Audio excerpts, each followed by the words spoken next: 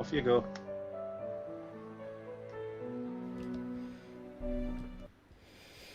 Hi everybody to today's Truth Proof live stream. We've got a great show today. Paul has got a great guest, and it's a totally different subject to what we've been touching upon recently. But I'm sure it's a subject that will fascinate a lot of people. I'll let Paul introduce the guest. In the meantime, I'd just like to thank everybody who comes onto the channel, who gives the channel a like and a share, and we just really enjoy everybody in the chat. And obviously, we get a lot of people who come in every week, and thank you immensely to you guys, because without you, we wouldn't have any show. So basically, I'd just like to thank everybody who's made a small donation to the channel, which obviously helps us try and improve things as we go along. So without further ado, I don't think you want to hear any more of me. So this is Les from Digital Creations, handing you over to Paul Sinclair. Thank you very much, Les. And hello, everybody. I hope you enjoy what you're going to be listening to tonight. And that's Simon Lewis, the author of two books, The Two-Faced Moon and The Moon That Hides a Secret. And for anybody that in the chat or outside of the chat at a later date who's not heard of Simon, you really want to look into this man because he's not new to the scene. I think without further ado, I'll introduce Simon. Hello, Simon. Good evening, and thank you for inviting me on the show. So, you're welcome, Simon. So where do you want me to start? Just fire the questions. Let's hear a little bit about you, Simon, and where you're at today, and then we can jump back to the beginning, should we say, and a little bit about your research and your work, which goes back a long way, really. Yeah. Yes. So basically, if we go down to the normalities of life, I run a landscaping business, and I'm also the director of Cleaner World Technologies Limited. So I'm an inventor of magnetic propelled turbine. So I can't really go into much detail on that, but I'm the inventor of. And over the years, I've done a lot of voluntary work. I created a voluntary organisation for helping within parks, and we got a lot of awards.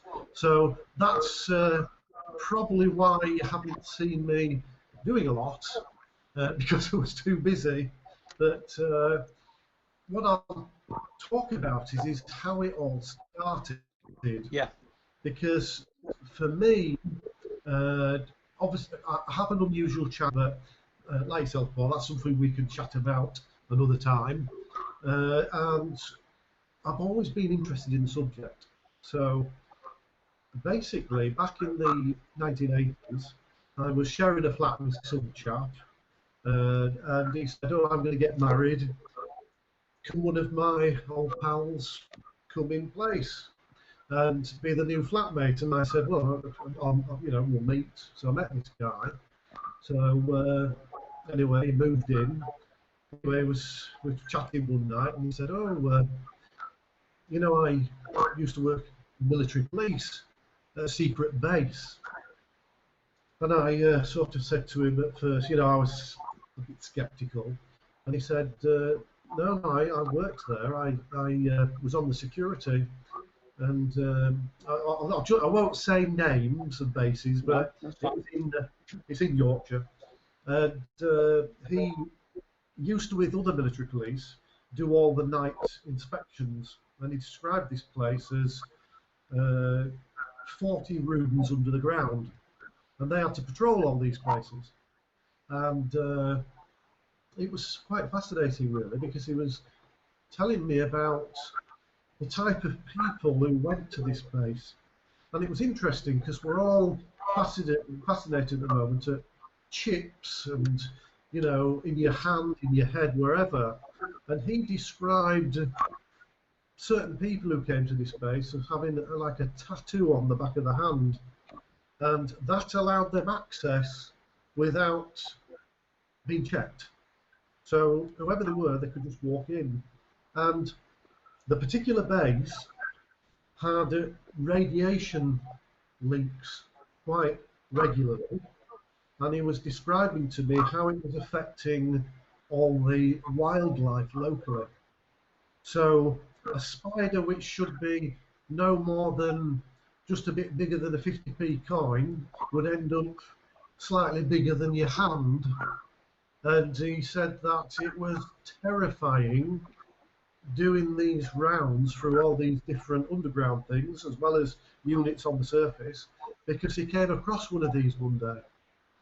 And he said he thought it was a joke till he saw one of these spiders, and he just described it as something like out of a horror film.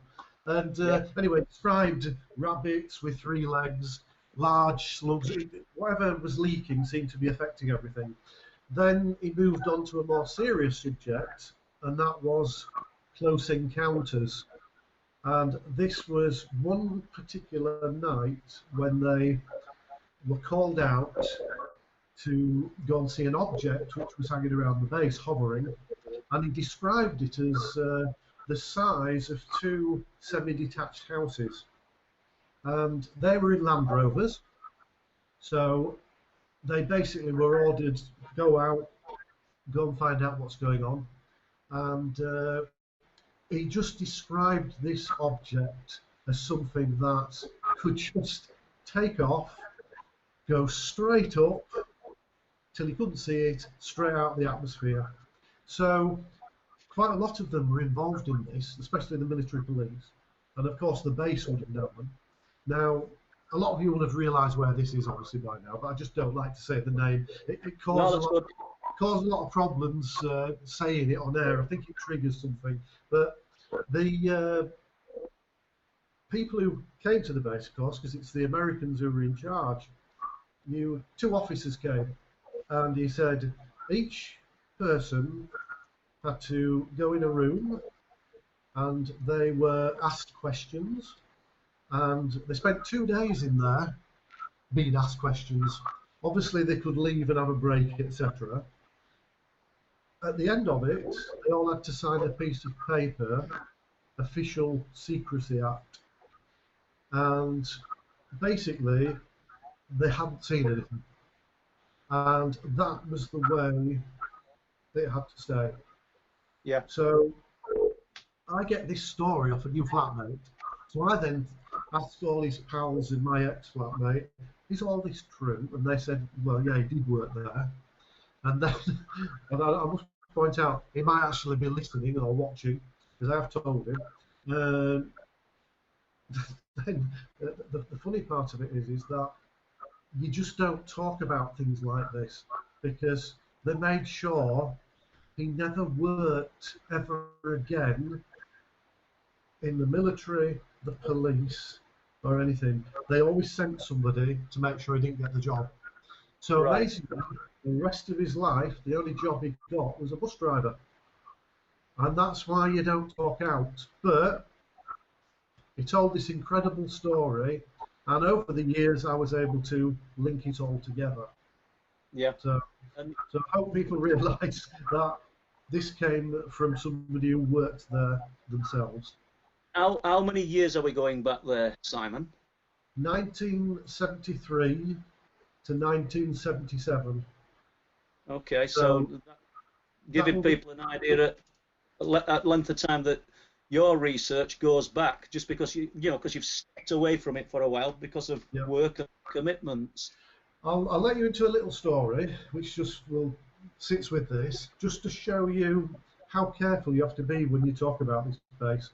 Well, basically, only a few years ago, I asked my friend, would it be possible for us to publish what happened in, now, Phenomena magazine? It was Omar Fowler. So we asked Omar Fowler, he won't mind me saying this,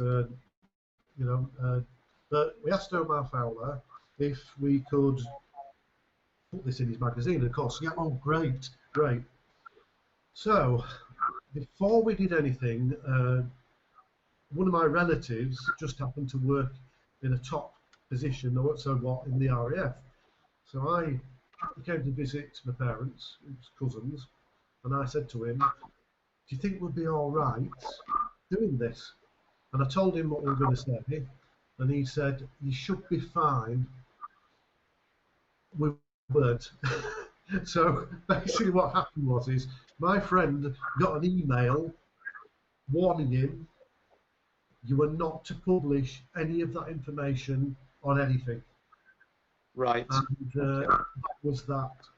And just to show you what further happened was we started to have a discussion on Facebook, and I said the name of the base, and we were chatting between friends, and we were talking about it all, typing.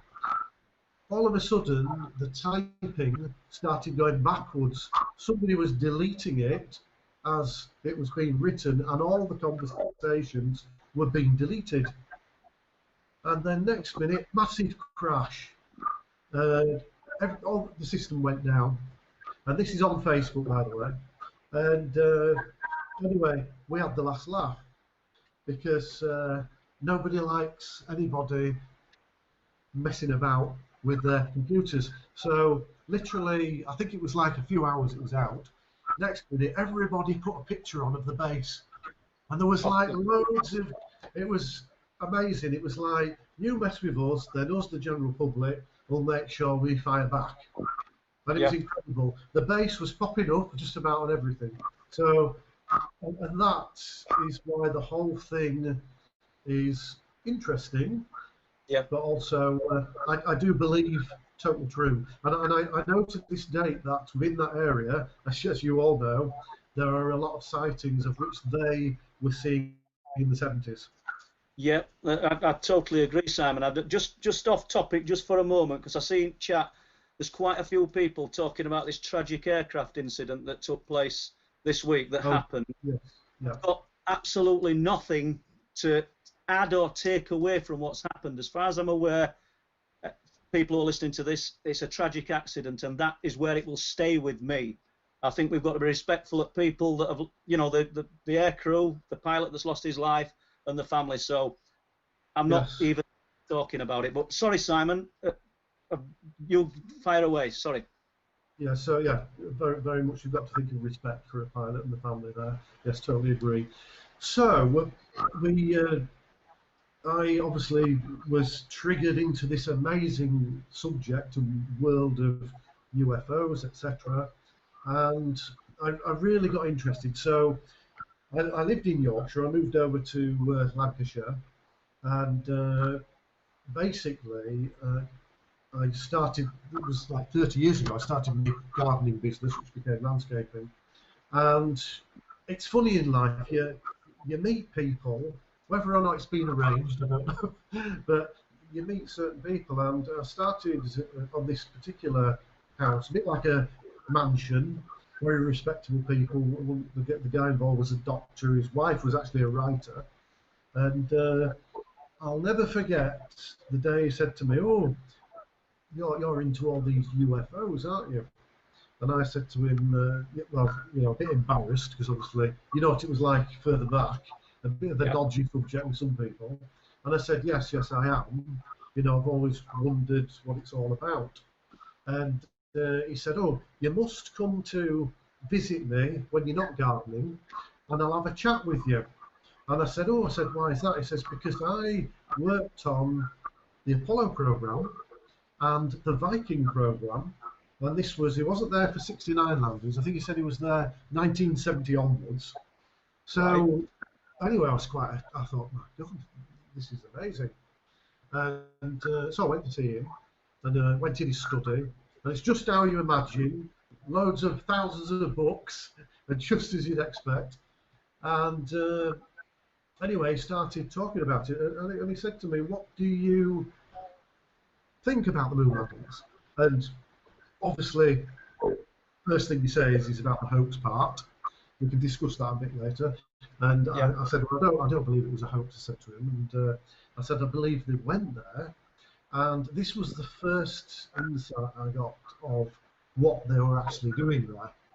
And he said that they didn't go there to look at rocks, They went there to look at artifacts and structures and things.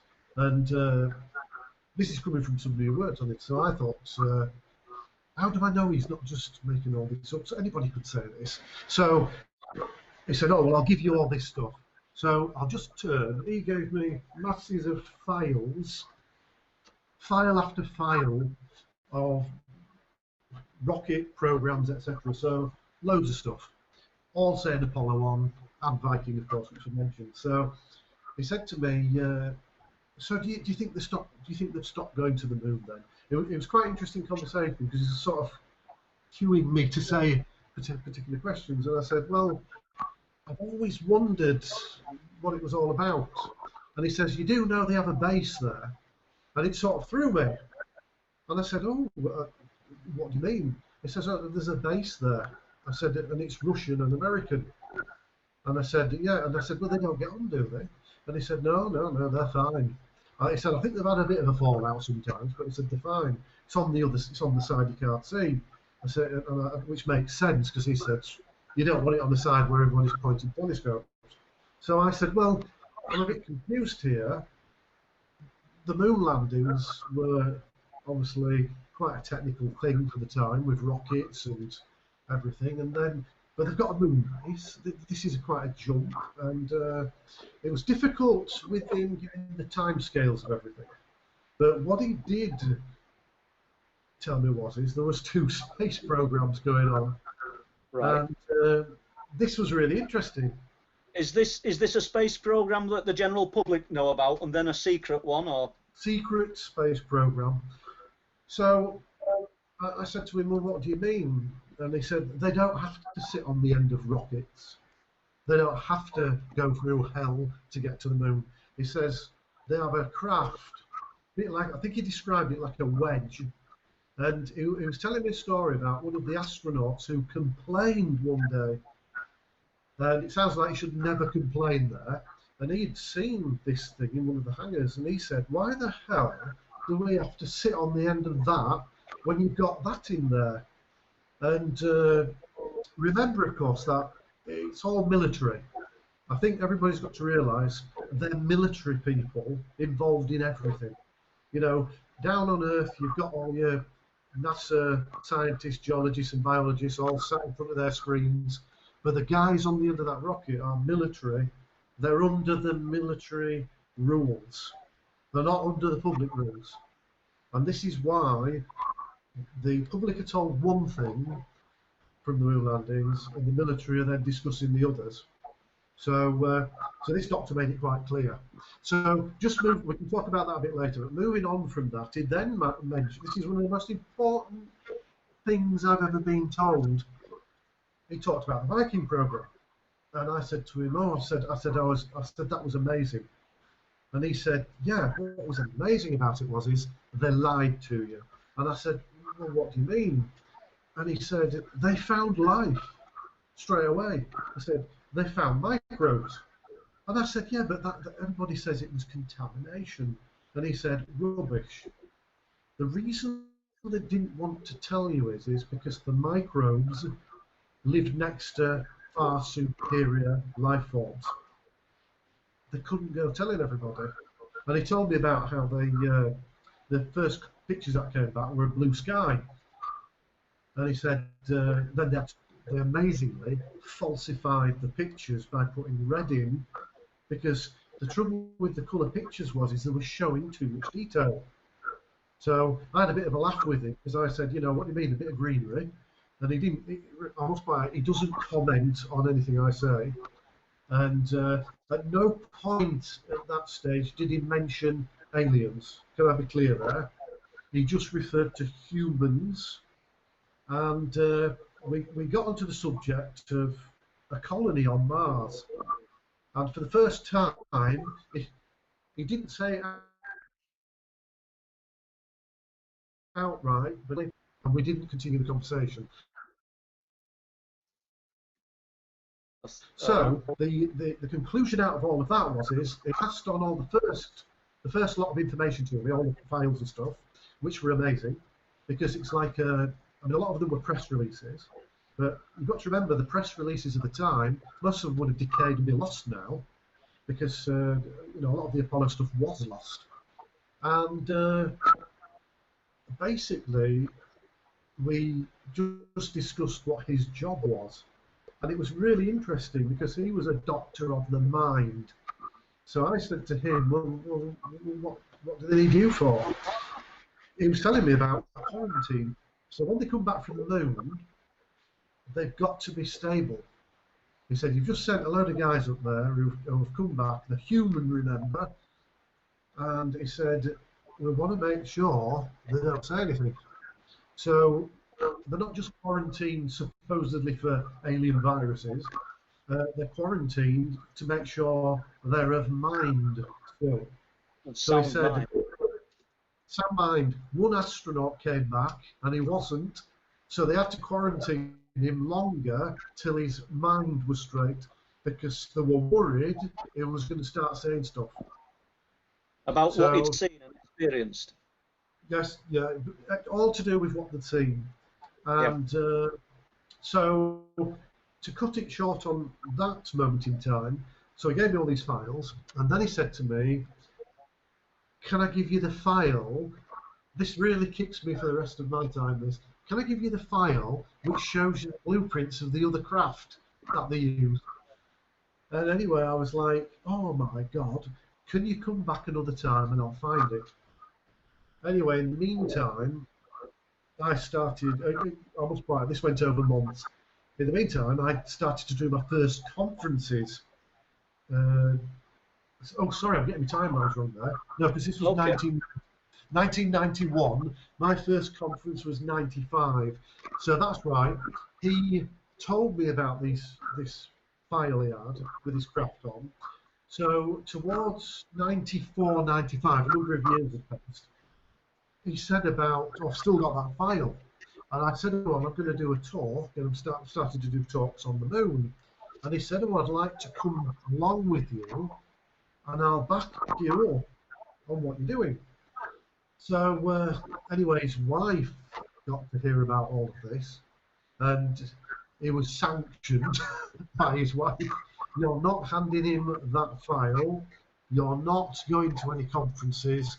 This is a bad idea. Well, he's compromising himself, basically. That was the end of it, basically. And I never ever got any more information. And sadly, only a few more years later, he passed away. So, right. And interestingly, what's sad about it is he was a man of the mind, and it's his mind in the end, which went sadly. So, so that was that. I think everybody who's listened to that so far will find that really interesting. I don't know whether there's any questions in the chat, but until we do you want to tell us, Simon, about joining the UFO group or various UFO groups? Yes, yeah. Well, basically, obviously around the time I started doing conferences, obviously, I joined a group called North Lancashire UFO Investigation Group, and that was connected with other groups, Lapis in Blackpool, a well-known group, brilliant people. So, and there was a lot of brilliant people around at the time, but everybody had a system in place of doing things. So these UFO groups did it by the book. So if you did an investigation, one of the important factors is if somebody's seen something, you've got to understand how they're feeling, but you've also got to listen to them. So we had I'll just give you an example actually. We had one in Lancaster, Lancashire, and it was a lady and her husband and 2 children. And this was what made it fascinating, because there was 2 children involved. And they described these round ball-type things in the sky, sort of separating and joining together. And this was on an evening when it was just starting to go dark. And the children gave an incredible description. And you can, I mean, what ages were they? I think they were about 6 and 7, these 2 girls.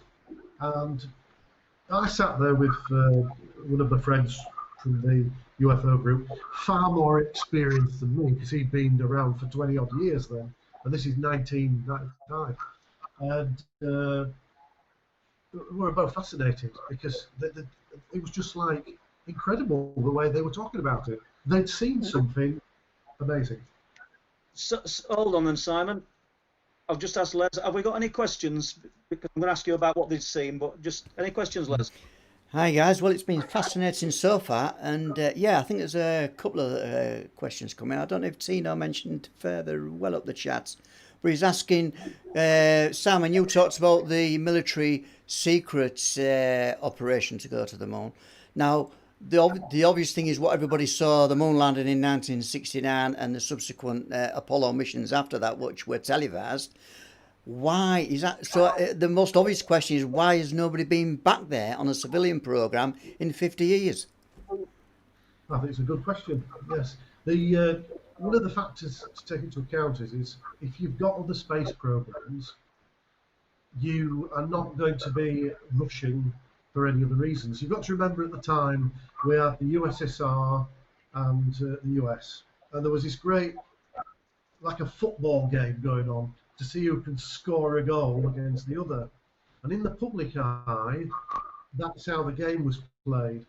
But as they'd landed on the moon, as Russia had sent probes landing on other planets, it started to fizzle out. And remember, of course, in 1975, the USSR and the US decided to meet in space and join up. So that's fine for public display.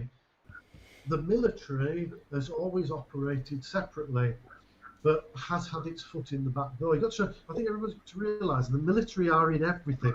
Nothing on this planet is like NASA says it's for the public. Well, it isn't really, because NASA's main goal is, as I say, to look for life. And yet, if they get any hint of it, they condemn it, which is interesting, because they're under orders not to say anything. Yeah. So, in conclusion, there's another space program, and I've seen the evidence myself, and my God, it's complicated, because as we'll talk later, there's not just human beings involved. Yeah, no, that's very true. Tim Brennan, I noticed, is hi Simon and Paul.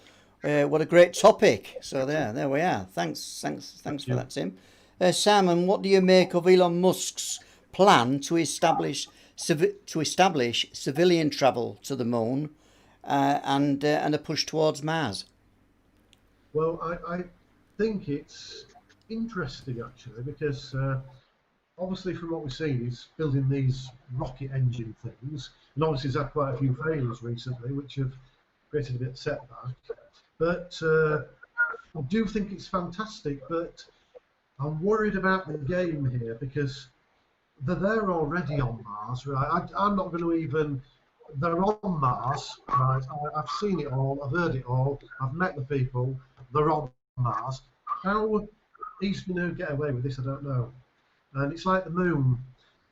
You've just got to be very careful. I've always. In fact, it was a guy I met years ago. He was an F-15 pilot, and he very much knew how the game was played. And he said it's like a highway out there in space. You've got human beings and aliens, and it's like there's that bloody many of them.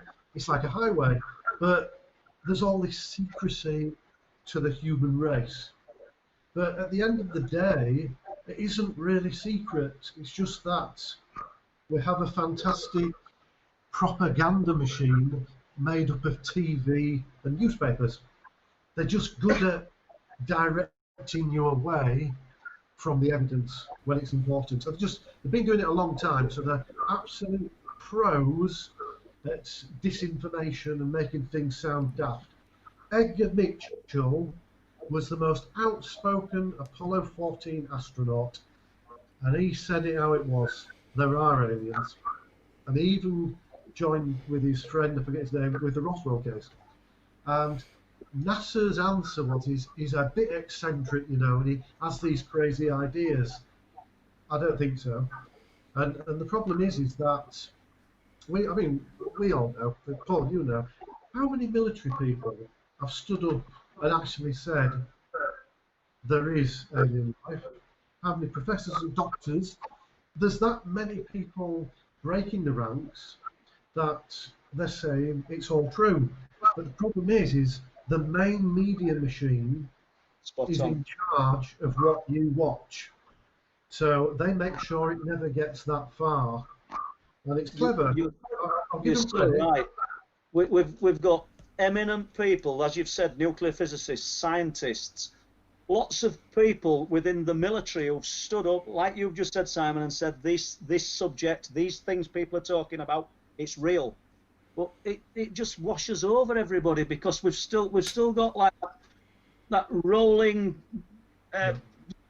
newspapers, TV. It's putting out and just sort of leading us wherever it wants us to go. And like sheep, we just follow, don't we? Or majority of people do. You know, it's, Yeah. one more thing, Simon. Sorry, Les. Have you got something else to ask? We might just get a couple more in for both of you, I guess. Just one second, Les, please. Okay. Sorry, but we were talking about the Starlink, the satellites, the Elon Musk. Yeah. Oh yes, yeah. Simon, you've got all this knowledge. Yeah. He must have knowledge of this, Oh, surely. Yeah, he knows. Yeah. This is one thing you've got to remember. He's far too close to the source. Anybody, That's the opinion, yeah. It's like China, India. They've been to the moon. They're in space. They all know, but I would say that China and India are more likely to, well, even Russia now, to leak stuff, because I think there's this thing where it's against the US. There's this game that's played. So China, of course, we recently had that picture where it was very clear, seemed to show you a moon base, and even India, strange pictures from Mars showing unusual things. But they're more, they share them. And I've met different people, and the cultures are so different that just because they're quite religious, it's interesting, they're more likely to share. I've come across this, and it is interesting. But Elon Musk most definitely knows how all the games are played at the moment, including, which I will say, artificial intelligence, because he's afraid of it himself. Okay. Okay, I think we'll just go with Deborah, who asks. She asked you, what do you think to the theory that the moon is a hologram? Because that theory's been bandied about quite often. Yes, well, I'll be straight here, right? I'm a researcher. I basically research what I've researched, and generally all my work is based on meeting people, and generally there's no point putting it out there if it's incorrect. So I tend to not like the term conspiracy theorists, because like with the photographs I put in my latest book, they are what they are. They're not photoshopped, they are from the 1970s, but a hologram is a difficult thing to work my head around, because I've met Brian O'Leary. You all know Brian O'Leary. He was an an Apollo astronaut, and there most definitely are solid objects, etc. You know, like the moon. When you speak to these people, and it's like the doctor I spoke to. I think that's a subject I don't know a lot about. So I think it's best if I say, you know, it's interesting, but I don't know.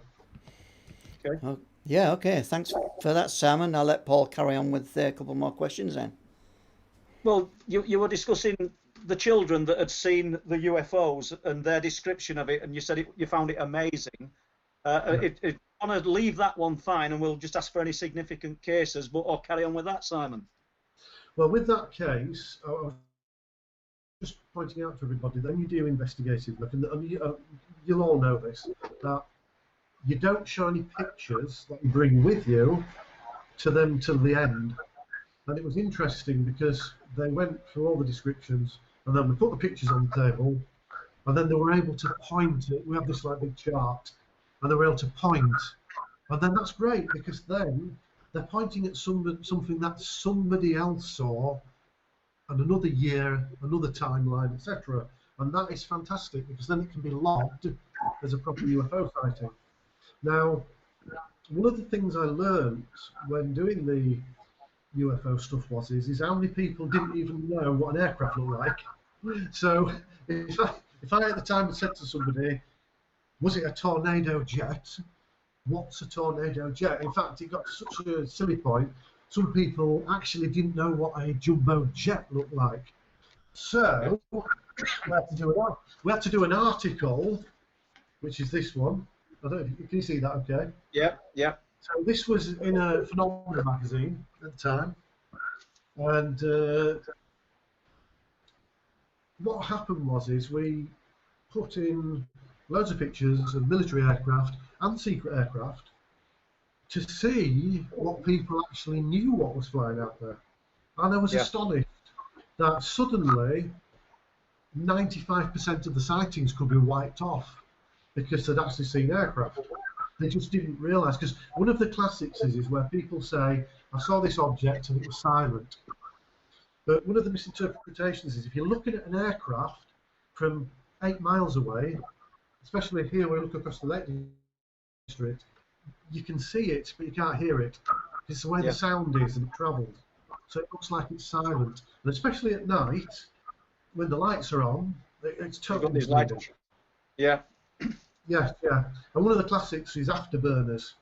You know, they light up and then everybody says, I've seen a ball of light. So what I, in the end, got was quite an astonishing invite to join an aviation society. And this society met at a testing base for aircraft. And anyway, 3 of us went. And if you don't mind me swearing, I was shitting my bricks because we were going to sit at a table with loads of tables of test pilots and engineers, and us 3 who went believed in UFOs. And this is 1990s, and I thought to myself, we're going to be crucified here. They're going to absolutely tear us to pieces and throw us to the wolves. So I sat down, and anyway, I noticed this guy coming over, and I said to the other 2, I said, this is it, we've had it. This must be the first one who's going to come over here and really tell us what he thinks of us. So I came and sat next to me, and he put his hand on my shoulder, and he said, you know, they're alien, you know. And, you know, a moment in time when you don't want to say anything. He's come over and sat next to me, and he's just said to me, you know, they're alien. I said to him, I said, oh, what do you mean? And he said, they're not ours. He says, look, I build engines for tornadoes. They don't have tornado engines in them. And I said to him, oh, right, okay. So, test pilot, who was started talking, was telling us about these wedge-shaped things. And he said, oh, we're out there testing this Eurofighter, and then these damn wedge things appear. And he said, can't touch them. As soon as you're thinking of turning the aircraft, they've gone. And it's interesting because one of them said to us, a human body would have disintegrated. The G-forces would have torn them to pieces. Obviously, loads of questions came, like was it unmanned, etc., etc. But that was soon ruled out because of the speed. It was like a blink of the eye, and it's gone.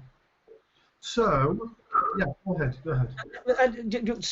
It just intrigued me when you said, soon as you think about intercepting or whatever, they've gone. Are they implying then that this thing even knows what you're thinking, or can read the radar, or read the technology on board the aggressive aircraft? Well, what we learned I'll keep to that timeline there, but a couple of years later, I learned through, it was a society, not Quakers, I'm trying to think of it now, Mason Society. I didn't realise I had a lot of customers who were Masons. And he told me one day, he said, oh, I've got to tell you something, because he says, I know you like your UFOs. And of course, I, as usual, thought, oh, God, here we go.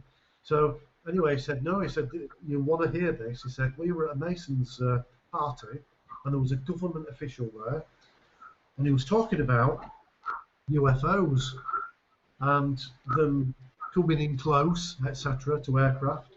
And he broke down in tears, and he said, we can't do anything about it at all.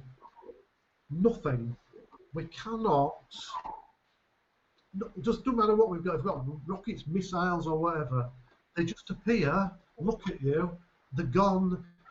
We can't do, they invade our airspace all the time. We can do nothing about it. It's like we can watch, but you cannot do anything about it. And it connected, obviously going back in the years to what that pilot had said. But we had a close encounter with one of the hierarchy there. This guy came over, black suit on. I thought, oh God, you know, this Men in Black bit is happening here. But he wanted us to meet him privately somewhere to pass over some documents. But I draw the line sometimes, and I thought, they've invited us here. I'm not going to do anything stupid. So we didn't go and meet. But to just quickly fast forward, we went to another meeting, and this was incredible. So everybody sits around the round tables, and these two guys walked in, very old guys, I'd say late 60s, one of them early 70s, black suits on.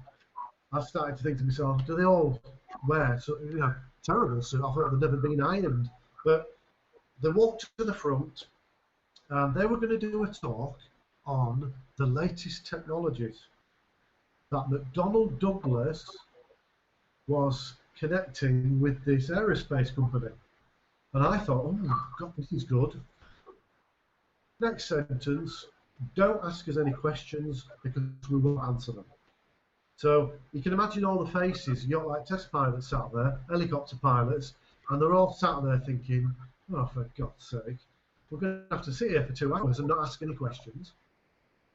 So anyway, this suddenly produced this material. I was gobsmacked. They started passing it round. And I've never seen anything like it to this. I've never seen anything like this. It was black, a bit like stealth, but it had been cut so you could see the inside. And it was like a beehive, honeycomb. Oh, God, it was strong. You could scratch the table with it, just lightly touching the table, but it didn't weigh anything. And they were passing this round the table, and everybody was quite astonished that they brought this. And then, remember, no questions. So they said, this is what is on the latest craft that's been developed. Remember, we're 1997. And McDonnell Douglas was involved. Remember that. And the other place, which I'm sure you'll all work out.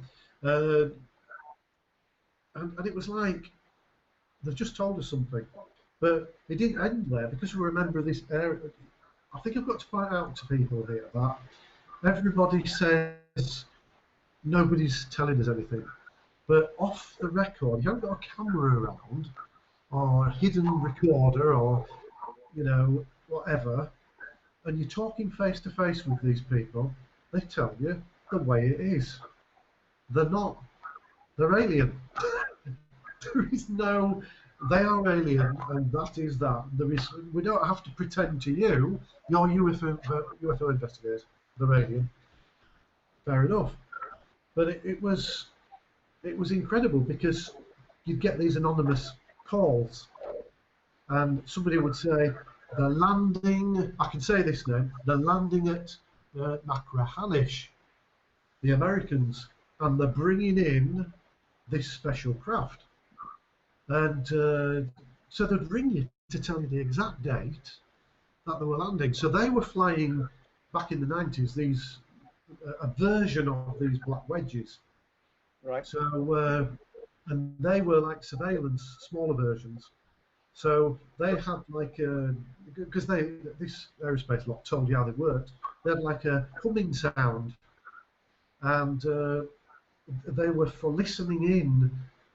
They could hover in silence and listen in wherever, and they were using a different type of engine system. We didn't go into detail because, to be honest with you, I was scared half the time. Because of these big people, this lot, and that led us to do TV programs, radio interviews, etc. And it was amazing. Right, one sec, just because after you've imparted that bit of knowledge, I've just asked Les, is there any questions, Les? Okay, right. I'm going to go through some questions here, or else my life won't be worth living after this if I don't ask these out, Paul. So let's we might be able to get through some of these pretty quick. You might just be able to answer some on block, but I'll go through No everything. rush. First of all, this one's I think is just for you, Paul, and it's from Rachel Martell. She says, "Hi, Paul. Did you receive my emails with the pictures of the hairy guy?" So that's something entirely different there, Simon. So yeah. I did, Rachel, and if it's okay with you, it's something that I'd like to talk about. Maybe probably not in this show, but I'll go through it with you, Rachel. Just what you're happy with me saying as well. Yes, I did. Thank you. Okay, David K is asking, and I don't quite understand this question myself, but you might be able to interpret it different to me. He's asking, I guess this explains how we went to the moon in the 1960s. So how did the Russians get the same alien technology as we had? But I think, Simon, you went through that, didn't you? Because you said it was a USA stroke Russian Joint partnership. venture. Yes, I think what you've got to look at as well is that we could go further back.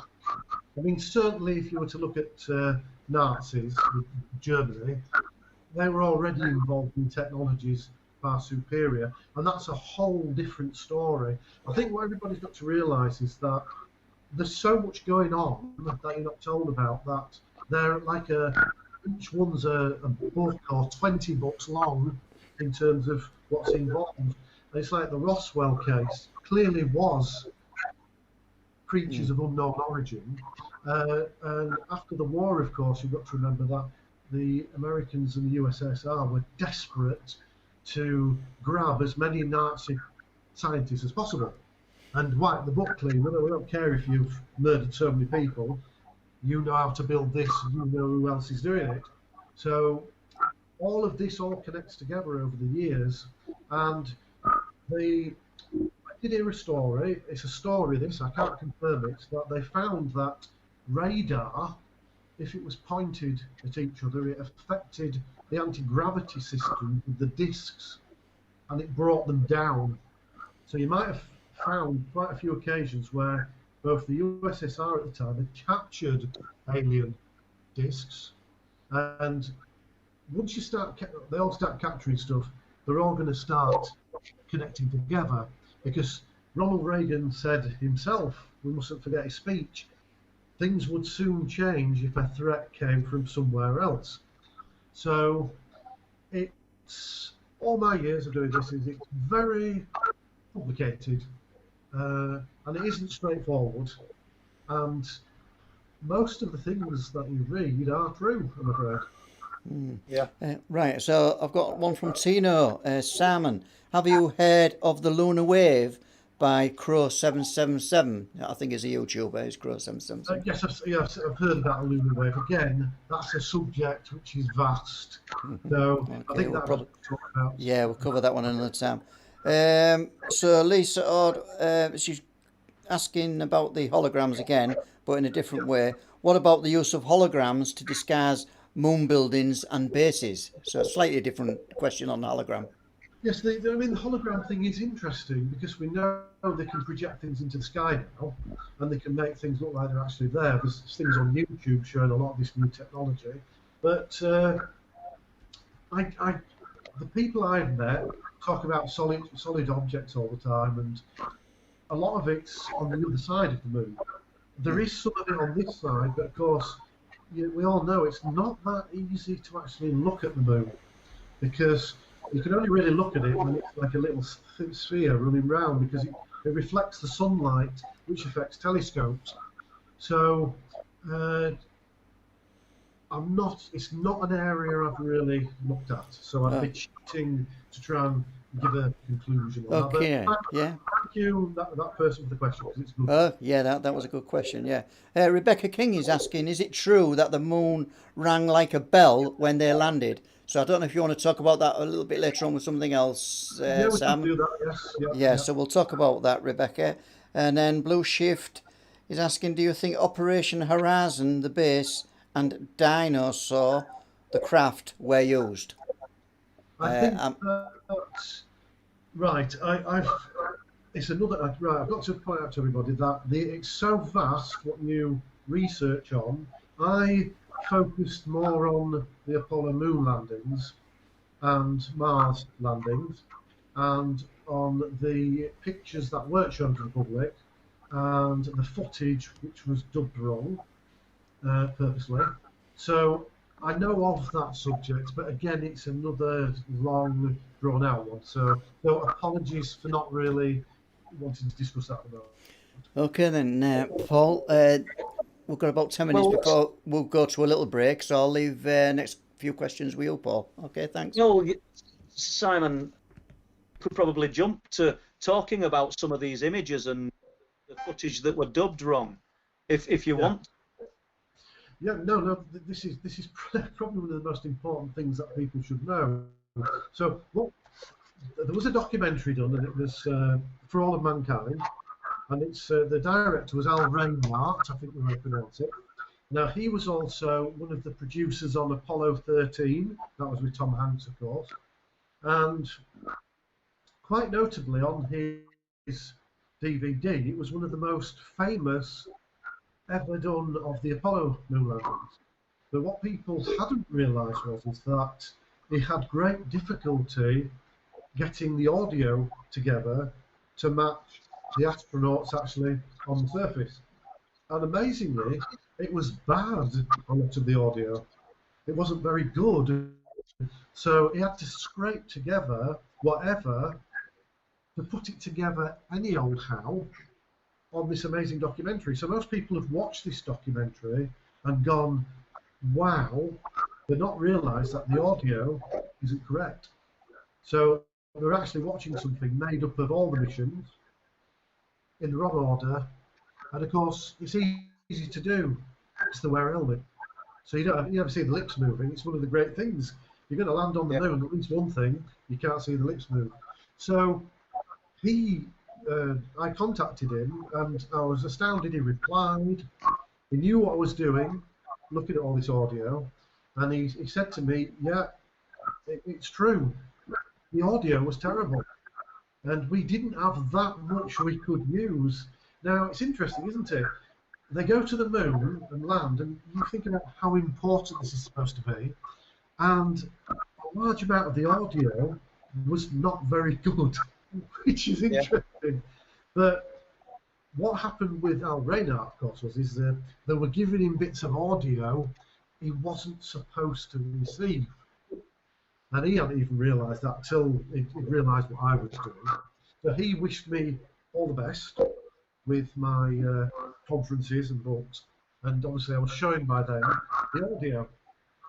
And it was interesting because I think everybody, if they do this, you buy something to do with the moon, buy a couple or whatever, you'll notice that in most cases the audio is different. So for instance, you can have Apollo 16 and it's got audio from Apollo 17. So it's all modelled. Yeah. But how would we know? Sorry? Just nobody know. How would just a general member of the general public know this? You wouldn't unless, because I'm a collector. Got you. Yeah, I've got a massive thousands.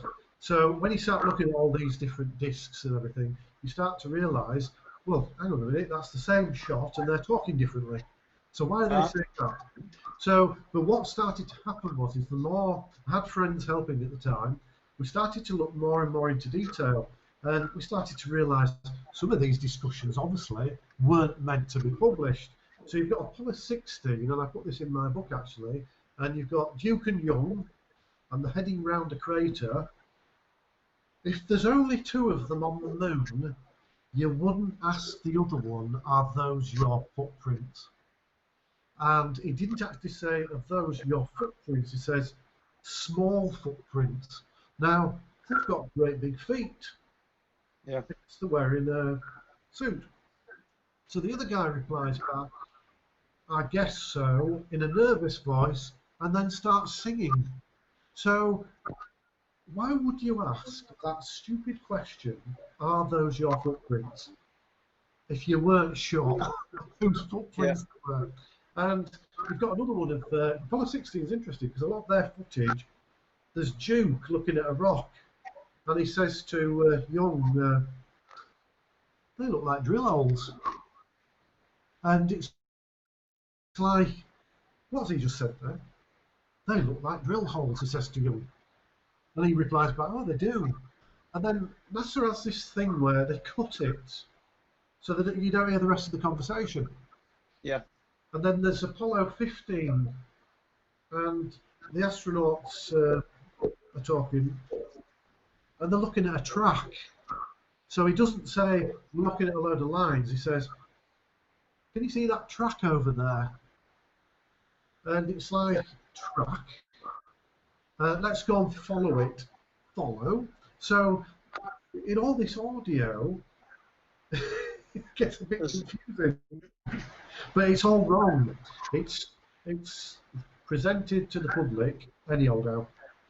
And it's terrible, really, because if you think about how much the Apollo program cost, and you think about people who died for the Apollo program, and etc., it is a rather bodgy job of what's left of what's shown to the public.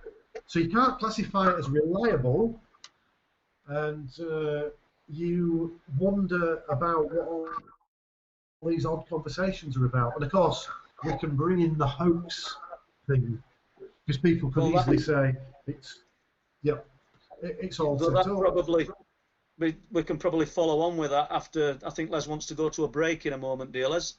Okay.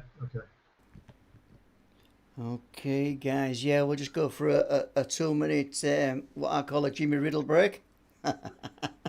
So yeah, and everybody can get a cup of tea and do what they want to do for 2 minutes, guys. That's all you've got, and we've got some great questions in. And when we come back, Paul and Simon, I do have to rattle through a few more questions. Also, we won't get through them tonight if we don't do that. And I know many of our listeners and viewers get a little bit disappointed if we don't bring them up. But first of all, I've got to welcome every new viewer to the channel. It's great that you've come here and you're listening to Sam and Paul tonight. So continue viewing and enjoy it. In the meantime, we're going for a 2-minute break, as I say, and we'll catch you all in a bit. Thank you. Thank you.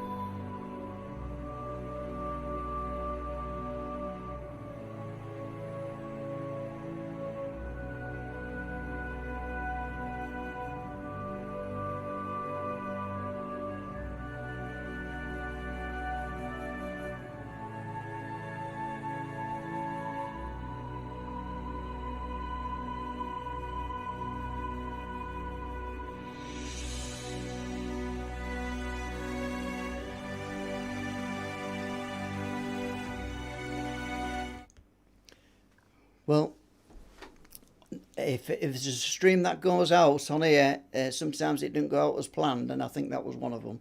We didn't mean to put the starting card on again, but it was supposed to be a little interesting video. But never mind, we're going to keep that while next week. And in the meantime, I think we're going to go back to Paul and Simon, and we're just going to go through a couple more questions. So let's have a look. Where did we get up to? Richard Van says, what are your thoughts on the development of quantum computers and the theory of multiverses? And I suppose that's for you, Simon. Right, well, obviously we're getting close to artificial intelligence, so that's certainly that's a whole subject on its own. And then multi-bases, I mean, if we're talking about bases around the world, they're everywhere. If you just pick America on its own, it's got hundreds of bases underground. Hold on, Simon, 1 second. Let's clarify this. Did Richard say multi-bases or multiverse? Multiverses. Multiverse. So, as in, sorry, it's probably my pronunciation or the stream. Yeah, multiverses, not bases. Yeah, as in universe. Yeah. I can tell you a lot about bases, but not about multiverses. Okay, then. Yeah. Yeah. So apologies to that chap. Cinder's Earth is asking, Simon, does the moon have a solid south pole? Well, it's interesting, this question, because we go back to the 1990s. The Clementine probe mapped to the moon, of course, and it did find in the poles water, and I think they said it was about 1.3 kilometres of water. That's a lot of water. So that's something that's been logged and proven, and that, of course, will be frozen ice. Right, yeah. Okay, let's have a look there. I'm just going through the chat, yeah. They said it was the size of Puerto Rico, apparently. Ah, yeah. Okay, well, there's some great chat coming on tonight, as we've just demonstrated, and we've got one from Stargazer Eternal 1. Simon, do you know anything about the Russian astronauts who were lost in space, as it were, I guess, and but it was not made public? Well, interestingly, when I was in the Aircraft Association, there was a Russian specialist on aircraft and rockets, and he told me quite a bit about how they operate, and they're very much will send a person. Now, obviously, we all know the Russians and the Americans would put animals in, but the USSR at the time put humans in to test rockets, and they were very much like that, because I couldn't quite gather really that it's a bit like an honour thing. They send somebody up and you're honoured because you do this, but I do believe that there was a woman, well, this is what he told me, who was sent up, and as awful as it may sound, may still be up there orbiting the Earth. So, yeah, so it's really awful to say it, but I think people have got to realise the reality of all of the space race. It was all military controlled. Their rules, and as we know with test pilots at the time, which was shown, 1940s onwards, when they were testing all these speed of sound, etc. They get in those things and they know they can die quite easily. It's no different from going into space. You know, you either will make it or you won't. And obviously for the USSR, the reason they cover things up is because they don't want the Americans knowing about it, because it makes them look weak. And there was always this stupid game going on of... How does that work then, Simon, if in some factions they're working together? This is the other space program. Right. You've got a separate... From people have met, the information is you've got like your government, but you've got somebody else running the show. So they won't go to, I'll say President Reagan, like at the time, they won't go to President Reagan. They'd rather bypass him because we're above that. And I think this connects you with all the alien base stuff because it is complicated. I've met quite a few military people, and I've lost count of how many different races there are, and there seem to be a lot that, and then there's a lot that have like a reptilian side to them, especially if you're connecting with the greys. Well, this is something I'd love to talk about after Les has got through these questions. And is there any more, Les? No, I think we'll let you carry on, you guys. Yeah, I think that's all for now. So to jump from probably to stay with the images for a while, because it probably will tie in with this. Yes, yeah.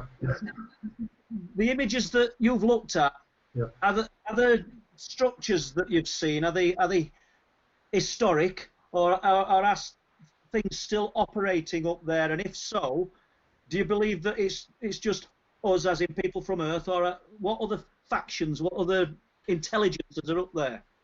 Right, the pictures, some of them show unusual things like what looks like a brick. That's a basic one. But you've got like Apollo 15, and they're on the surface.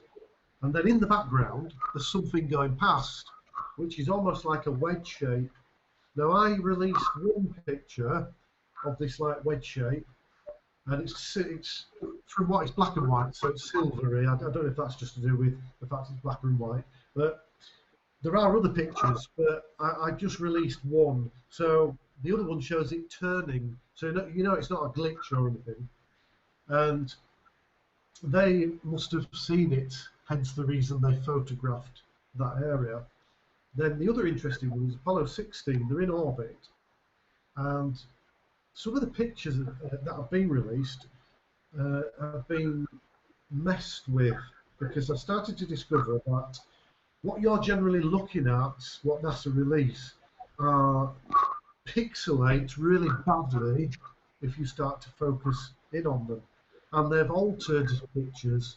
So, for instance, this Apollo 16 picture, you've got them moving over the moon's surface in orbit, and then there's a crater.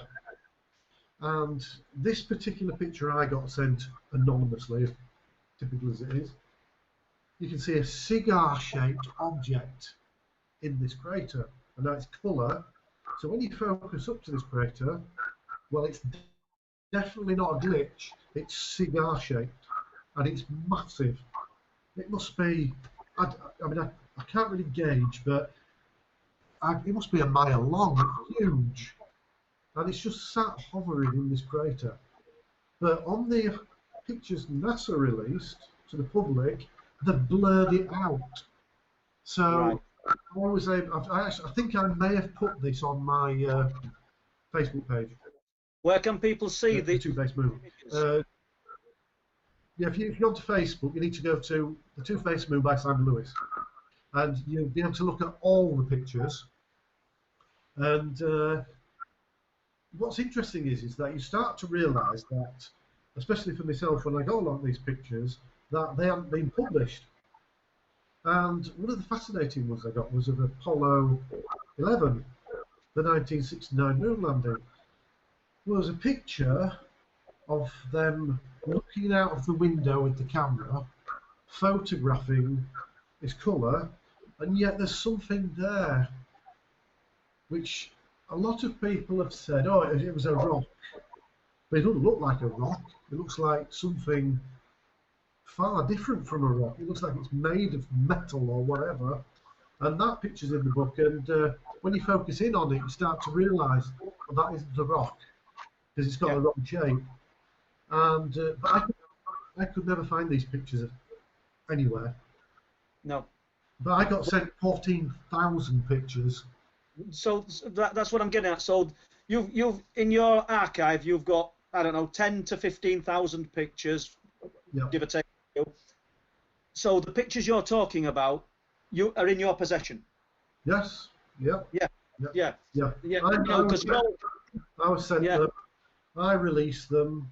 But I must point out, I released them 10 years later because, well, you'll probably get this, Paul. I get a lot of stuff through the post. Yeah. And at the time, it was like every other day something had come through the post, whether it was a disc or something advertising a UFO conference or somebody sending information. The problem is I used to put it in a drawer and think, I'll have a look at that when I get round to it. But the trouble is after a month, you've received so much.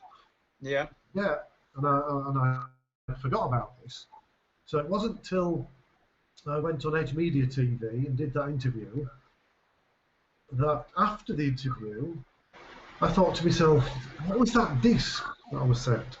So I went and did a damn TV interview when I had fantastic images to put on the TV program, and I forgot about it. So that's easy, you know, it's just how it is. But it's you can receive. I mean, I've been doing this for 28 years. You can receive so much information, and I've got so much information. It's like I've had to make a library, and I think, as you know, one of my friends passed recently, and he left me his collection.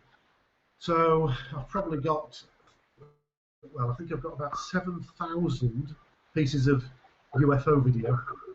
UFO-related information, so it's not just moon information that you've got, Simon, is it? No. So let's jump back now to the well, we'll not say aliens, we'll say the other intelligences that you've got knowledge of that are either on the moon or have been seen. What do you know about that, please? Right, well, there is, this is through people I know who've worked in different areas. Yeah. There's I can't remember what they're called, but I know they're human looking. So they're tall, so I'm 6 foot, so they're usually going to be 6 foot something. And this was released on YouTube, and it's gone. It was removed because this military guy spilled the beans, which confirmed what I'd been told. So they land at a certain base and meet us. Obviously, there's a swap. It's a deal. It's a bit like tourists. They come and land, and they discuss technologies. They exchange people who go back to them, etc., etc. So they're generally blonde, and blue and green eyes. That's the giveaway. But this is what astounded me. They go shopping. They go shopping. So they actually go to shops. So you can be in a shop. And this was, I will say, this was Las Vegas where they went. And so they go shopping. So you could have walked past an alien from another planet shopping. And It's strange. It's strange. You should say that. And I haven't got great knowledge on this. It's just something that the guy who's been helping me edit the book, Don Lodge, did a fabulous job for me. Thank you, Don.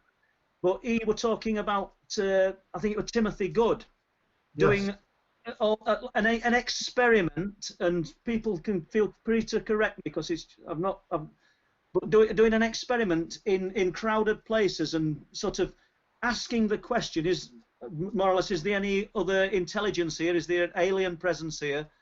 And question was answered by I think it was a tall blonde female that just came and sort of looked at him. I don't know whether she imparted any knowledge or said anything, but just walked to him and looked at him and then walked away. There might be somebody in chat that knows about this, because Don said, and I've actually done this myself. I've never had an, by the way. Do you know about? I believe it when Don were talking about it. I says, yeah, I have. As crazy, this is how crazy it gets, because you think to yourself, are they walking amongst us? You know, so they're clearly already here. But let's stay with the moon then. So, what is their purpose for going to the moon? And second question, there's sort of a trade-off, a deal. What could they want from us? Apart from I'll not name a supermarket. Well, yes, yeah. I think with the Greys, they tend to come across a bit like if we sent a probe somewhere or a robot. The Greys seem to be something created to deal directly. So the Greys are the front of somebody else. So there are different fractions. There are definitely, I know most people have started to realise that the lizard thing isn't stupid, but there are actually reptilian types. I think you've got to realise that they don't actually look like a dinosaur.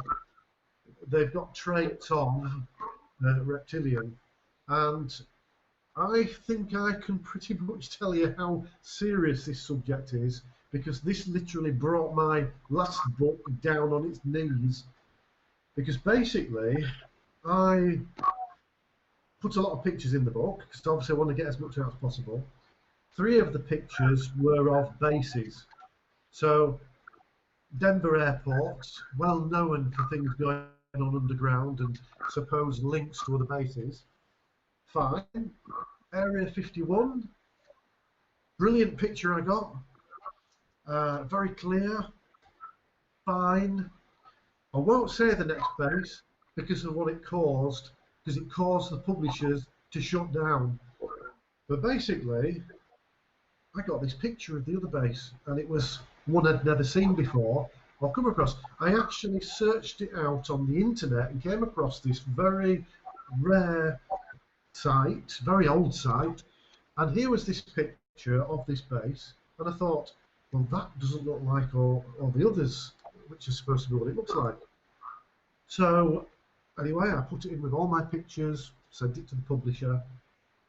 Anyway, American, they rang me and they said, look, we've got a bit of a problem.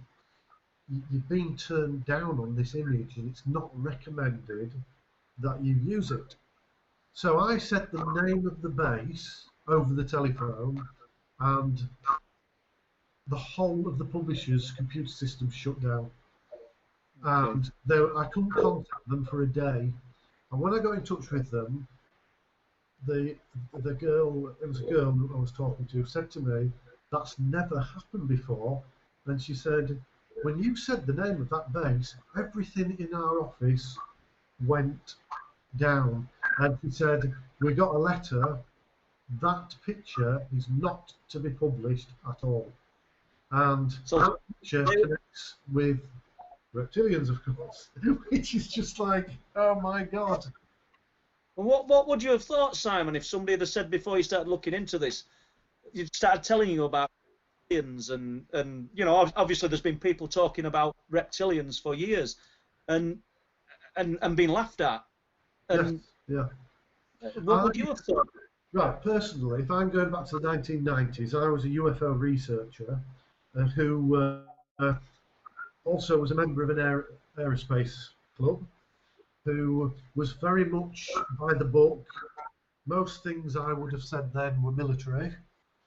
And I think the general problem is that when I started to going out and meeting people and doing the UFO investigation, I suddenly started to realise, especially when you're dealing directly with people, they're being disturbed by something, and it has affected, it's changed their lives. This is one of the things I got from people.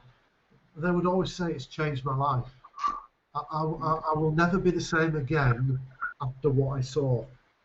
And it's interesting, you would hear this all the time, and you connect with the human emotions of people as well, because you can tell, like with the 2 children, they were so affected by what they saw that they had seen it, whatever it was. It was archived, filed, and sent away. Okay. Just before we carry on, any questions, Les?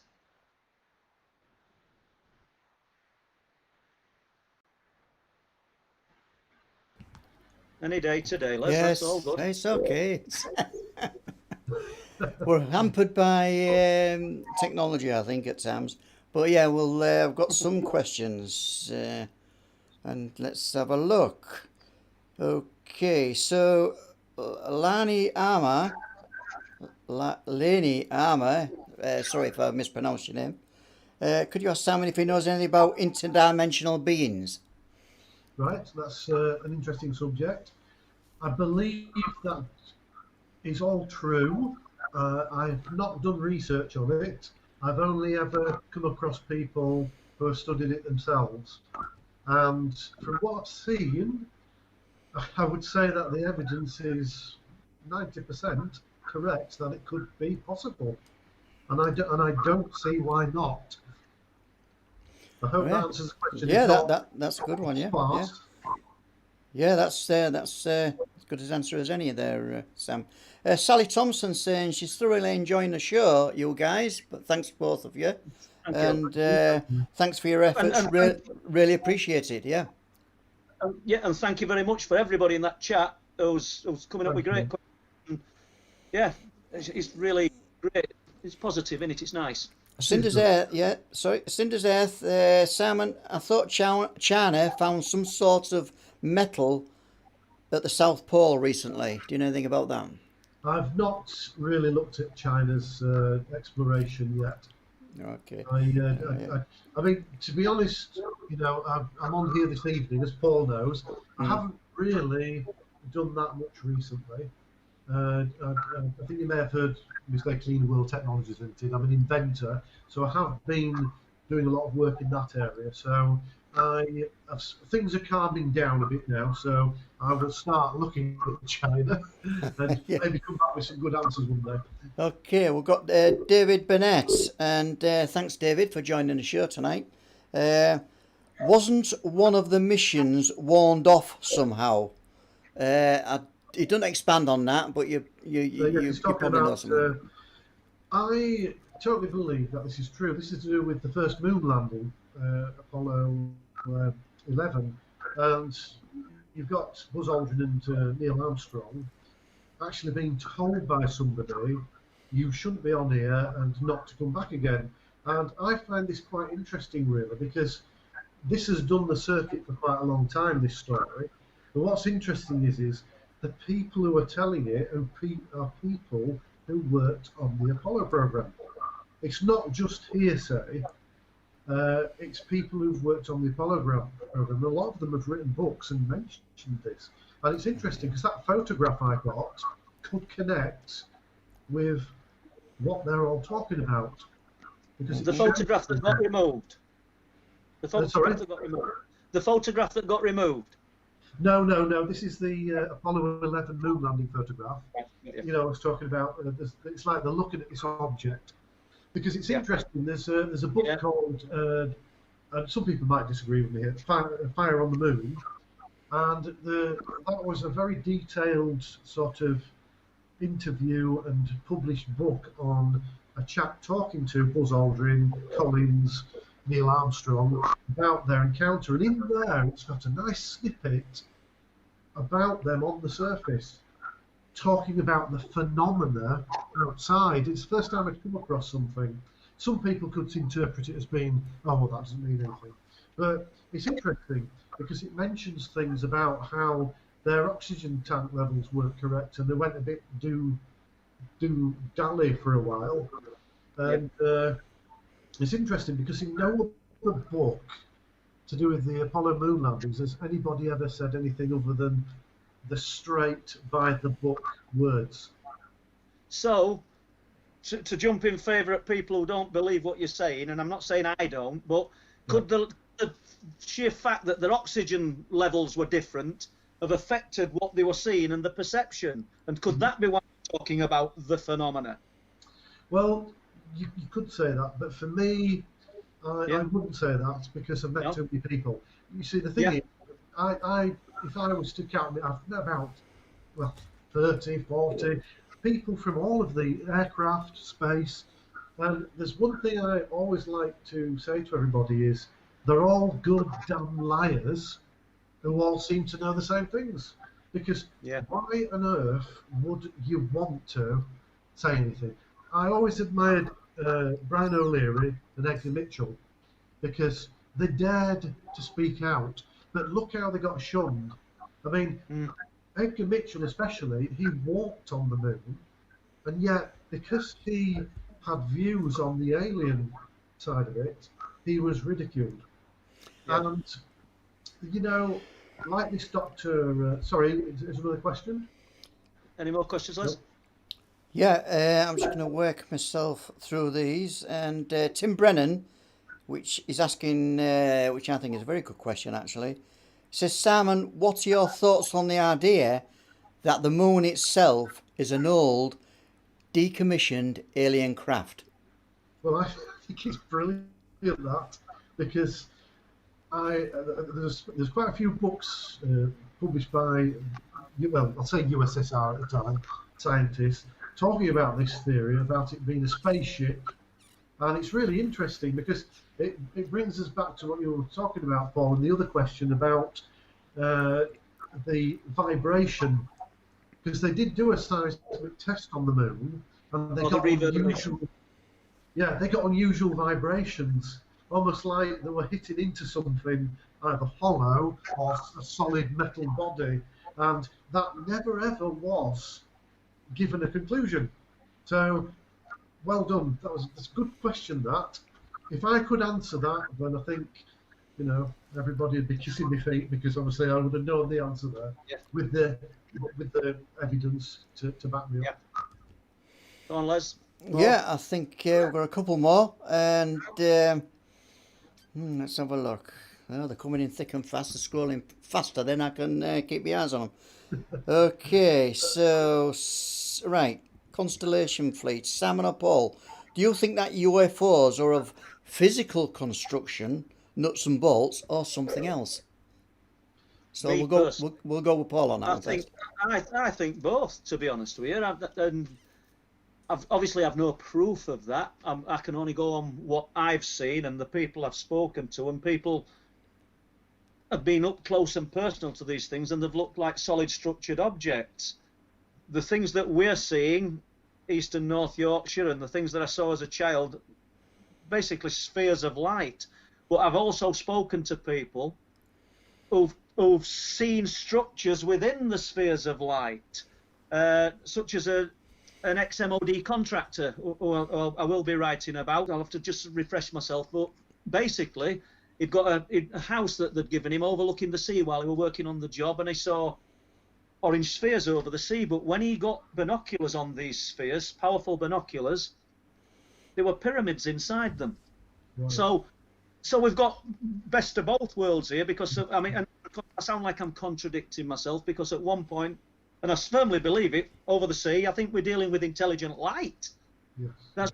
We call them intelligent light forms. But I'm first to hold my hands up and say, look, if it turns out to be something different, my dreams won't be shattered, because I'm after the truth, I'm after the proof. And so at the moment, I'd say both. Yes, yeah. And I would agree, both, because in all the investigations we did, there were balls of light you could see through. There were obviously the famous triangular objects, which were solids. So if I was to look at, and especially meeting different, I met an F-15 pilot. He said they chased a lot of solid objects, discs he was referring to. It's both worlds. It's all there. Yeah, can I just, well, thanks for that, you two guys. Can I just come in with David K? He's just generally saying, great podcast, Paul and crew. I'm American and really enjoy the UK perspective of all things paranormal, which is good. And he's saying thank you very much. So that's thank you. That's great to David in America. Thank you, David. Right then, we're just going to go to probably one or two. Let's have a look. I've probably missed one out. Oh, well, we've got an old one for Paul, and I don't know if you know this, Simon, but it might interest you. Okay. People are always asking this of Paul, and he'll smile because he knows what it is, and they all like to hear it. But for the new viewers and listeners tonight, I'm sure Paul will give you a quick summary of what happened to him. And the question from Insert Pie Now, that's a good name, is that? Insert Pie Now? Yeah. Paul, can you tell us about the action man looking character you saw? Oh, good God, yeah. Probably one of the strangest individuals we've met. And Les has done a little bit of filming of me talking about this, Simon. And basically, I think it was 2014. I have a phone unlocked, what my daughter had given me. Left the house. It's a crescent at the bottom of our street. There's a guy there at the other side of the road. Have we got time to do this, Les? it's a cold November's day. He's got no shirt on. He's stood at the side of a bike that I later found out because my wife was with me and she observed it. She was facing it while I'm looking at this guy. And he's got no brakes on it. And he's told us he's come from a place called Rickle in North Yorkshire, which is 45 to 50 miles away. I went and had the phone unlocked. He's waiting for us at the other side of the street, this time our side as we come round the corner. Somehow he perceived that it was us and he turned round. Basically, this guy is telling me, I've got to stop bringing down the light. I know what I'm doing. I'm causing lots of problems. There's a lot more to the story, guys, but I feel like I'm taking stuff away from Simon because it's Simon we want to listen to. But yeah, what was he? I don't know. I mean, he weren't a typical MIB type, as in a suit on or anything. He had his shirt off. And when you say action man, it's a good analogy because everything was there, but there were no. It were almost like the skin texture was spam, just slabs of muscle, lean, but no vascularity. It's a strange kind of guy. And very intimidating, and obviously his message to me was he knew what I was doing. I knew what I was doing. I was bringing down the light. I had to stop. And there were lots more to it, but I've had interaction with anybody like that, and I don't particularly want to either. I mean, it really unnerved my wife. The guy at the barber shop over the road, he'd spotted him and spoke to me a few days later. And sort of confirmed that this guy were waiting for us as we left the house because he looked so unusual. They'd been observing him. if we've met, by the way, sorry, Les, go on. Yeah, it looks very unfortunate tonight. I think the gremlins have hit. I think Simon has left the stream entirely, Paul. No worries. So I don't know if we can get him back or it will disrupt the stream. I think what we're going to do, Paul, if it's okay by you, is we'll carry on with just yourself and until as such time he comes back on. Is that okay? That's fine. And if Simon doesn't arrive, I'll just sort of tell listeners one story, and then we can sort of wrap it up if you like, Les. And what we've got, I've called it a light form encounter, and it's going back a few years. I love this year. It's 1998, and I've got so many reports from 1998, and it's from an RAF engineer who worked on tornadoes. He worked on two. So he supported two F3 tornado squadrons, or worked as part of a team that did that support, and he explained to me. You know, I've spoken to him several times. I've got all the information off him. That he had hands-on experience with a variety of UK and NATO aircraft of all sizes, and adding fixed wing and rotary wing. If at any point, Les, Simon comes back, we'll stop this and we can do this another time. He says at the time he was living in married quarters with his wife, and they were good friends with another couple, another tornado engineer and his wife. And then he wrote on this particular evening, he said it was late autumn 1998, the four of them went into Ripon for a meal. And they'd had a few drinks, obviously not too many. He was sort of keen to stress that they'd not had a drinking session, they'd gone for a meal. So on way back, they sort of returned on the way back to RAF Leeming via the A61A1 back to Leeming. Now the actual incident occurred on the A61 between Ripon and the A1 junction. Said it was a crystal clear night but no moon. He were also keen to say, guys, that he was a keen astronomer, and we've also got to understand that he's got loads of background with the nature of his job as regards aircraft and everything. I know I've covered that. So basically, he was constantly scanning the sky, and that's when he saw it. He said, looking to his left, looking north, he saw a bright orange light in the fields, and he estimated at that time that it were about quarter of a mile away. He's looking at this sphere of orange light, and it's strange in my eyes because orange, it seems to be a prominent colour for these things, doesn't it? I know we get red ones, blue ones, yellow, but the predominant thing that we observe up around here is orange. So initially he thought it might be a helicopter, and he's puzzling me. He'd not said anything to anyone else, but he soon realised it wasn't an helicopter. Despite it being very bright and it had no associated beam to it, it was just a ball of light. He told me that they had an SRA, a SAR helicopter night sun search lamp in the repair shop. Now, so he's familiar with UK searchlights and searchlight technology, basically. And it was nothing like anything he was familiar with.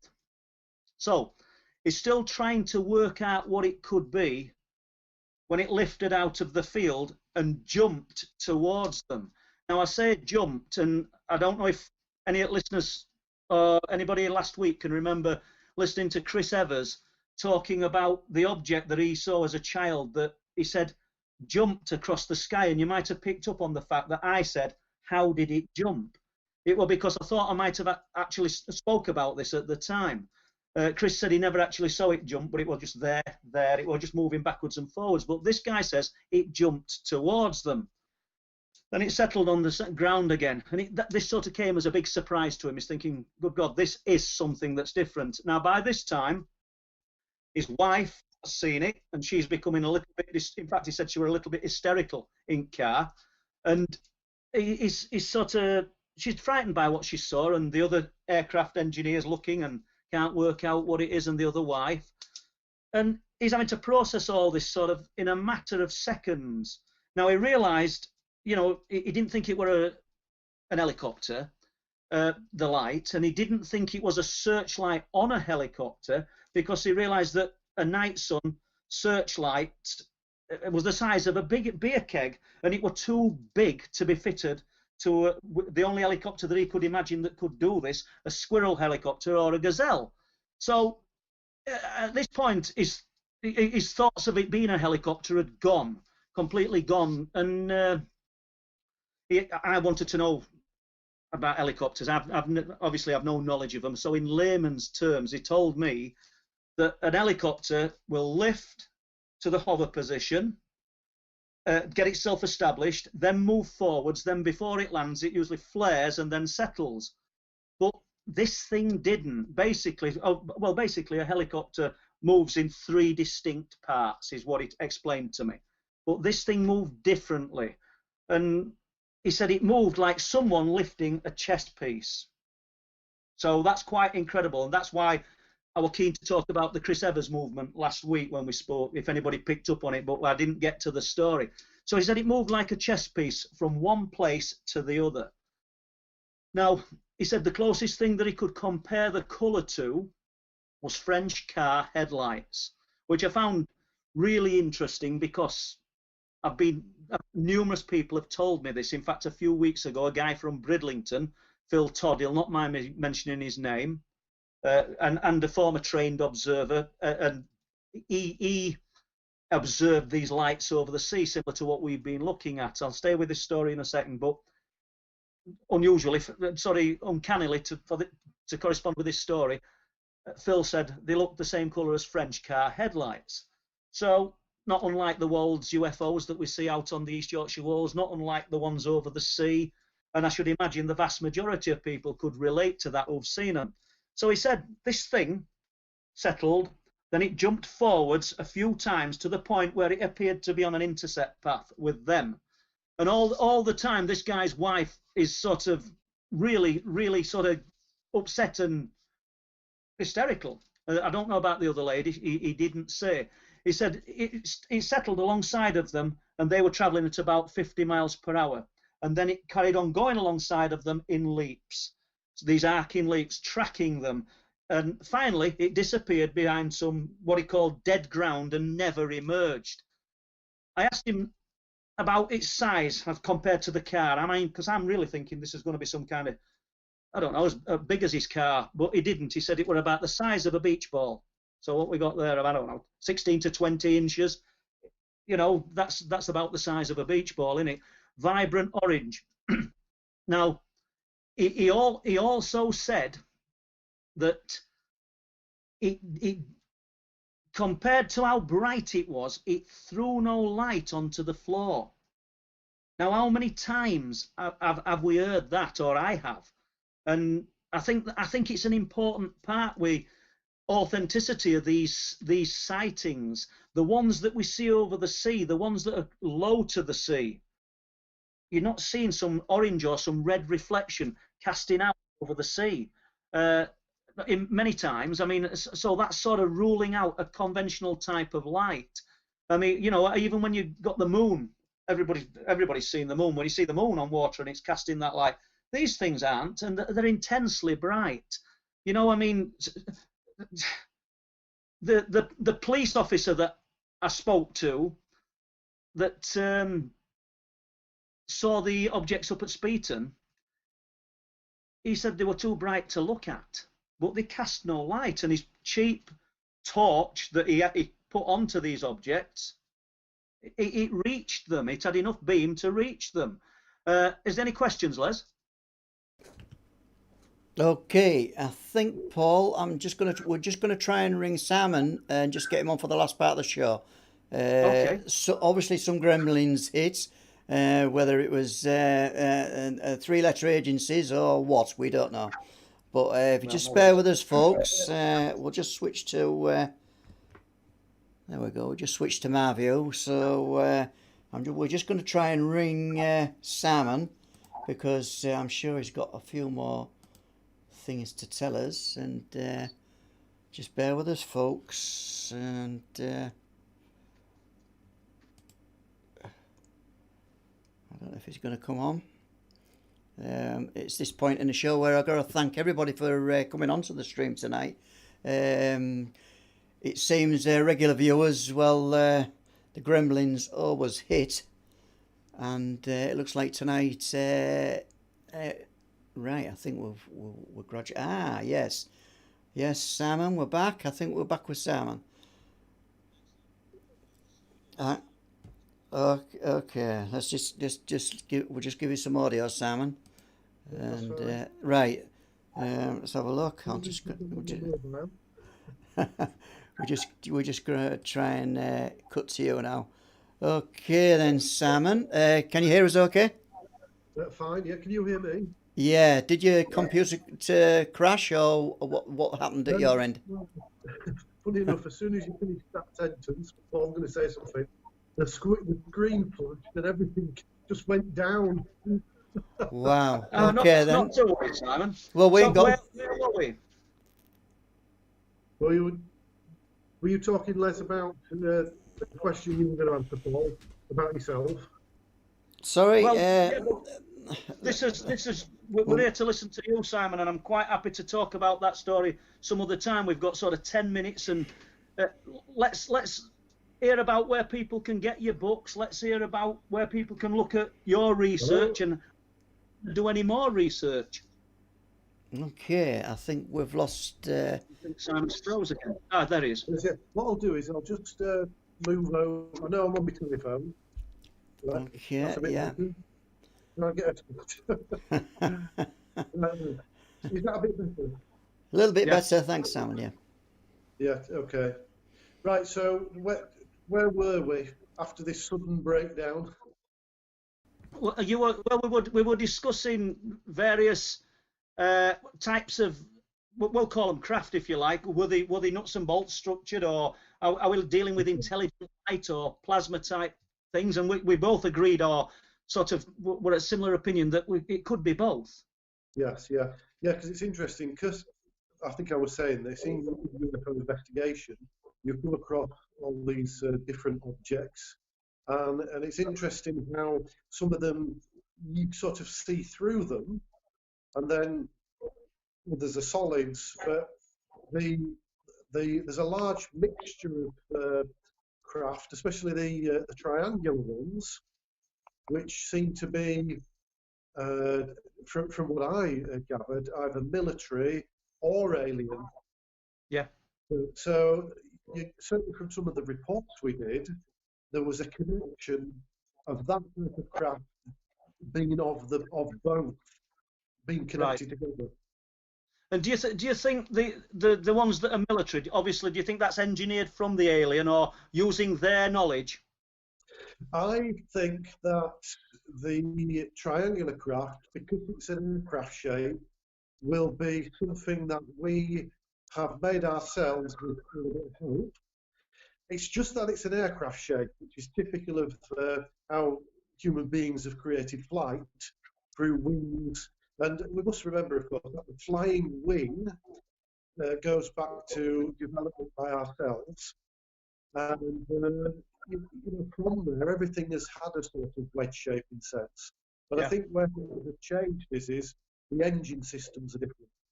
We've definitely got anti-gravity fitted into a wedge shape. There's no doubts about that. And if I may say, I can relate to a case which we were all involved in the 1990s, and that was a sighting by two.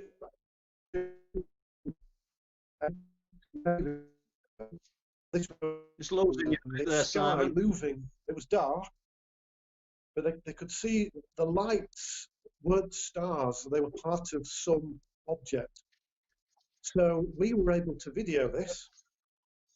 Can you hear me? Okay. I can now. If you just say that as if. Yeah. Stay like. So we filmed this object, and what we got on the film was this object the size of two jumbo jets with a light in each corner. Now, the BBC got hold of this story, and this is where a prime example of where things can go wrong. So the BBC came out to interview the two ex-Navy personnel, which was a fantastic couple to have because they were ex-military. So they interviewed them. I was involved and some others. They looked at the film. Oh, we can't. We looked at this film and we can't show it because there's an exhaust coming off it. So this was the excuse. It had an exhaust. So we sort of said to them, well, what difference does that make? We can't show it. So would you believe it? It was denoticed. Really? So, yeah, it was denoted. So that meant it had to go on file, and it wasn't really released till the Churchill files were released years later. Well, 10, 15 years later. But what was interesting, when they did the documentary, there was birds singing on it and there was mist. And I said to the couple, I said, you didn't say anything about birds or mist. They said, there wasn't any birds singing on it or mist. So the BBC had made it entertainment. And because they'd made it entertainment, the whole story became weak. Yeah. That's, I'm afraid, how especially the BBC and the media was at the time. They did not do, and I'll go back to the collection I have. I have raw footage of UFO sightings. And when you have raw footage, as it was, every time you get a television screen, obviously for some reasons they'll edit out swearing. It's, most people, if they see something unusual, will say, what the F, if you know what I mean, or bloody hell, or whatever. But on television screens, they won't do this. They'll edit it all out, and they'll change the sighting. So whether it's filmed or not, it will end up edited to the point on TV that you don't really see the original. And that weakens it, of course. Yeah. Any questions, Les? Let's have a look. Yeah. Hang on. I won't come in on screen. I'm just going to say thanks for everybody for coming into the chat tonight. Everybody who's been on the stream. We're sorry for the loss of the signal earlier on, and I'm sure Simon wondered what had happened himself. But it looks like the gremlins had hit us. But Paul, he carried on relentlessly, and good on Paul on that we one. just got half the story out, but I think it was important to listen to Simon. And That's it. Yeah. Simon, what's your plans for the research now? Because obviously not just because of this podcast, but are you going to reignite a little bit and start looking again? Yes, I think I have to, because it will be in memory of my friend, because he always said to me that all this information was gathered so that we could share it with everybody. And I think that's really important, because like I've always said, I've never been in it for money. I've been in it to make people realise what's going on out there. And the video and the documents I've got now, I have started releasing them, especially in these weird times as they are at the moment. And it's interesting what we have in the past starts to connect with the future. So I feel that people need to know much more. And I do feel generally that people are going to hear much more anyway. I think times are going to change rapidly. Yeah. And where can people find your books? Right, you can find my latest book on Amazon. Obviously, I'm a writer, mixed reviews, but if you want to see the real pictures, they're in the book. And if you want to read about how the audio is and the game behind it, read the book. Or you can also go to my Facebook page, Two Finished Moon, where I'm always discussing stuff with people, and a lot of the colour pictures are on there, which belong to me. Okay, Simon. Right. So I think Les probably got a couple more questions. Have you, Les? Well, I think in view of the technical issues, I think we'll just leave it to one question, and it's a question you probably get asked time and time again, and this is to both of you, and we'll start off with Simon on this one, and the question is, do you think full disclosure will come in our lifetime? I think full disclosure has already happened. Yeah, right, yeah. You've only got one thing in the way. It's the way the media is under the control of somebody or a body. It'd be a large group. It's already been disclosed. It's everywhere. All you have to do is go on the internet. Every document running, most military personnel aren't afraid to speak, like we've seen with the Pentagon stuff recently. Even they're admitting. When they're admitting, then you know you're getting close to something important. You're spot on. I mean, sorry. The truth's hidden in plain sight, isn't it? It's already here, without a doubt. And it's a drip feed of everything, from computer games, from children's toys, to the military personnel, to everything else, and all the high-ranking officials that are coming out and saying it's real. Yeah, I don't know, the populace at large are they're not blind to it. It's just been fed to us very very slowly, and it's the disclosure.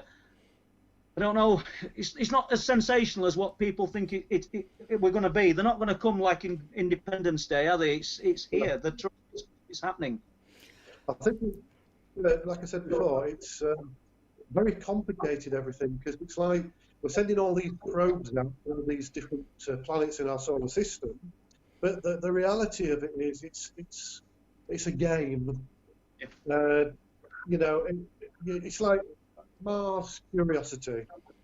That's got to be one of the biggest laughing stocks, because one of my friends who works in electronics and everything and solar power had pointed out recently that the Curiosity had been well cleaned, because he said only previous weeks it was covered in dust, and then appropriately it was clean again.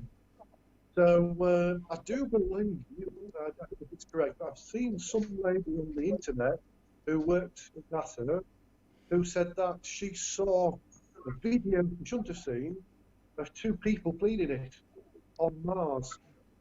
And there is a factor that it could be as simple as that, like the diamond if they're in the wrong position for the colorization.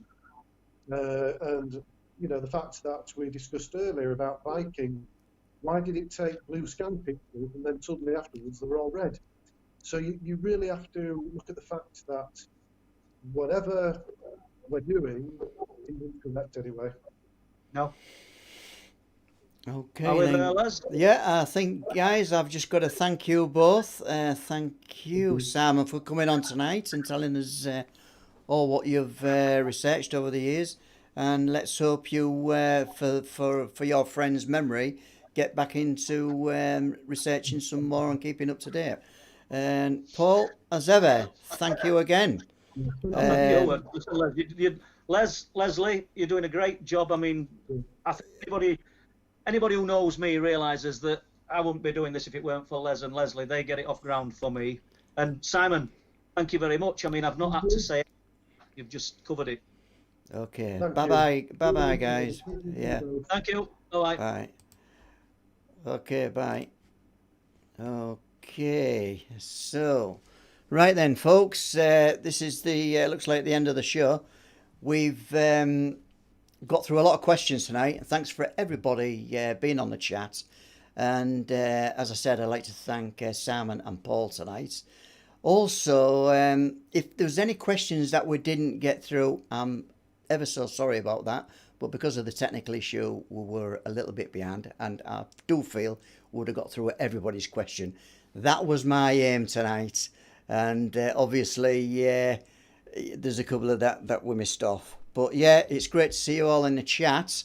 And I've got to say one thing. If you do want to contribute, if you do want to donate, if you just want to leave a little something to help us improve these streams, then you can do so by hitting the $sign, which is in the bottom of the chat slot there.